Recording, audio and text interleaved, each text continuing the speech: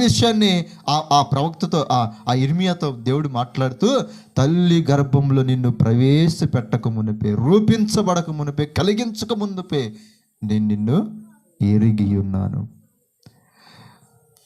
ఇర్మియా ప్రవక్తనే ఎరిగి ఉన్నటువంటి దేవుడు మనల్ని కూడా ఎరిగి ఉంటాడుగా. తల్లి గర్భంలో మనము పడక మునిపే దేవుడు మనల్ని చూసి ఉంటాడుగా. తల్లి గర్భంలో మనల్ని ఏర్పరచబడక మునిపే, తల్లి గర్భం నుండి బయట పడక మునిపే ఆయన మనల్ని ఒక దానికోసం ఖచ్చితంగా నియమించి ఉంటాడు. స్తోత్రం కలుగునుగాక. ఖచ్చితంగా మనల్ని ఒక పని కొరకు నియమించుంటాడు. అంత ఈజీగా ఏమి నువ్వు మనమే పుట్టలేదు. అసలు దేవుని యొక్క ప్రణాళికలో ఉన్నటువంటి వారమే ప్రతి మానవుడు కూడా. ఇర్మియా పుట్టడానికి, ఇర్మియా జన్మించడానికి ఆ జన్మ వెనకాల ఒక కారణం ఉంది. ఏంటి ఆ కారణం అంటే, అక్కడ రాబడినటువంటి మాట, నీవు గర్భం నుండి బయట పడక మునిపే నేను నిన్ను ఏం చేశాడంట, ప్రతిష్ఠించి తిని, జనములకు ప్రవక్తగా నిన్ను నియమించి తిని. చాలు. ఇర్మియా జన్మానికి ఒక కారణం ఉంది. ఏంటంటే, అనేక జనాలకి ప్రవక్తగా నియమించడానికి దేవుడు అతన్ని పుట్టించాడు. ఈరోజు నీ జన్మకు కారణం ఏంటి? నువ్వు పుట్టడానికి అసలు కారణం ఏంటి? ఇర్మియాను చూసిన దేవుడు నిన్ను నన్ను చూశాడుగా.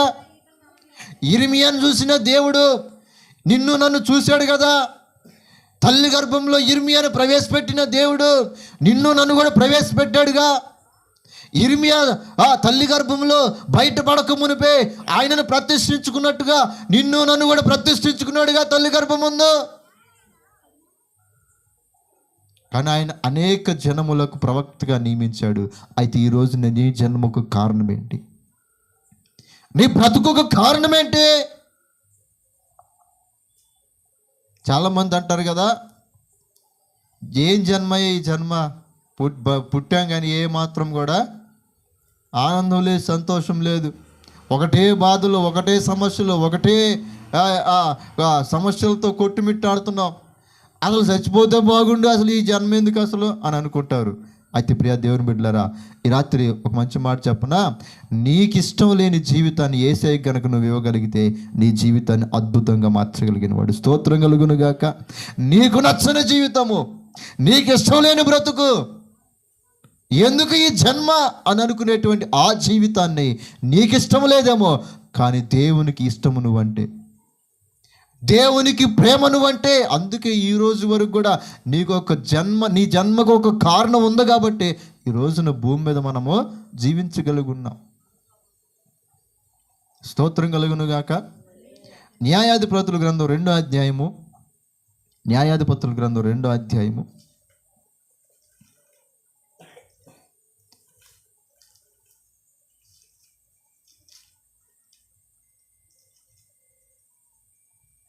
16వ వచనం చదువుదాం.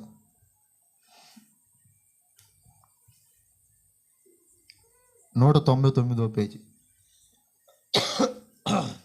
న్యాయాధిపతుల గ్రంథం 2వ అధ్యాయం 16వ వచనం, 199వ పేజీ. బాటిల్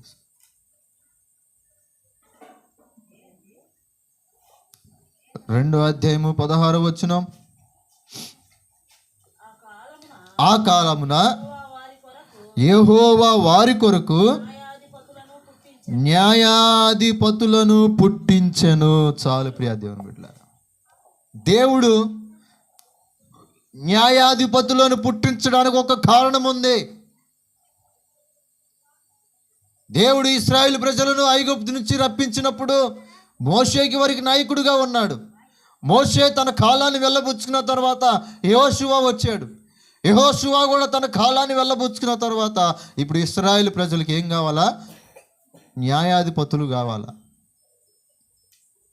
న్యాయాధిపతులు జన్మించడానికి 12 మంది న్యాయాధిపతులు ఇశ్రాయేలు ప్రజల మీద న్యాయాధిపతులుగా ఉండడానికి వారిని పుట్టించాడు దేవుడు. ఇశ్రాయేలు ప్రజల మీదుగా న్యాయాన్ని తీర్చేటువంటి అధికారులని పుట్టించాడు. గిద్యోనైనా, బారాకైనా, లేకపోతే సంసోనైనా, యొఫ్తా అయినా, ఇలాగ చెప్పుకుంటూ 12 మంది న్యాయాధిపతుల్ని మనం చూడగలుగుతూ ఉంటాం. ఏంటి వారి జన్మకు కారణము?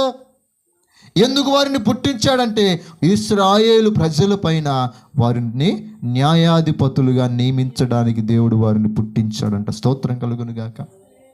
ఆ కాలమున యెహోవా వారి కొరకు న్యాయాధిపతులను పుట్టించెను. ఈరోజు నిన్నెందుకు పుట్టించాడో నీకు తెలుసా? నీకెందుకు జన్మనిచ్చాడో తెలుసా? నువ్వు బ్రతుకుంటానికి కారణం ఏంటో తెలుసా? ఈరోజు ఇదే ప్రశ్న నీ మధ్యలో మెదలాలి. ఆ ప్రశ్న పట్టుకొని దేవుని దగ్గర, ఆయన పాదాల దగ్గర ఉండి ప్రార్థించాలి. అయ్యా, ఏంటి నా జన్మకు కారణము? నేను పుట్టడానికి ఏంటి కారణము అని నువ్వు దేవుని అడగగలిగితే నీ జన్మకు ఒక కారణాన్ని ప్రభు నీకు చూపించగలడు. స్తోత్రం కలుగును గాక.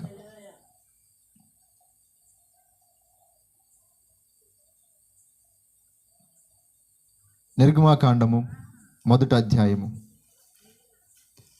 నిర్గమాకాండం 1వ అధ్యాయం 2వ అధ్యాయం 1వ వచనం. లేవి వంశస్థుడొకడు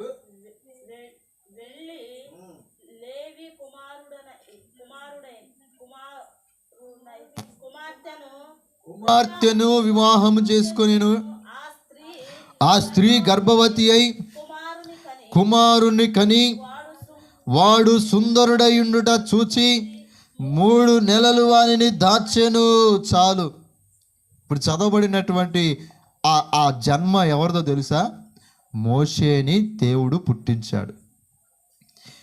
ఆ కాలంలో ఐగుప్తులో ఒక రూల్ ఉండేది. ఇశ్రాయేలు ప్రజల్లో ఎవరో మగపిల్లలు ఉండడానికి వీల్లేదు. పుట్టిన వాళ్ళని పుట్టినట్టుగా చంపమని ఆనాడు ఐగుప్తులో ఉన్నటువంటి రాజు మంత్రసానుతో చెబుతాడు. వారు ఆ రాజు చెప్పినటువంటి